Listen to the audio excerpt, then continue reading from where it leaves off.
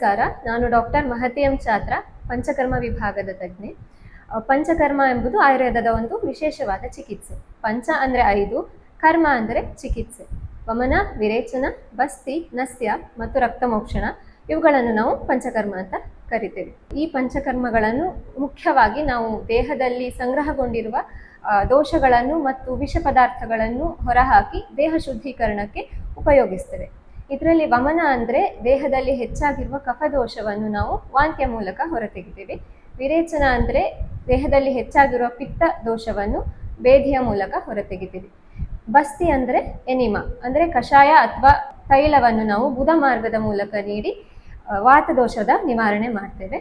ನಸ್ಯ ಎಂಬುದು ಊರ್ಧ್ವ ಜತೃ ವಿಕಾರಗಳಿಗೆ ಸಹಾಯ ಮಾಡುತ್ತೆ. ಅಂದರೆ ತಲೆ ಮತ್ತು ಕುತ್ತಿಗೆಯ ವಿಕಾರಗಳಿಗೆ ನಾವು ಮೂಗಿನ ಮೂಲಕ ಔಷಧಿಯನ್ನು ನೀಡಿ ಗುಣಪಡಿಸ್ತೇವೆ. ರಕ್ತಮೋಕ್ಷಣ ಎಂಬುದು ರಕ್ತದ ತೊಂದರೆಗಳಿಗೆ ಮತ್ತು ಚರ್ಮದ ರೋಗಗಳಿಗೆ ರಕ್ತವನ್ನು ನಿಯಂತ್ರಿತವಾಗಿ ಹೊರತೆಗೆದು ಮಾಡುವ ಚಿಕಿತ್ಸೆ.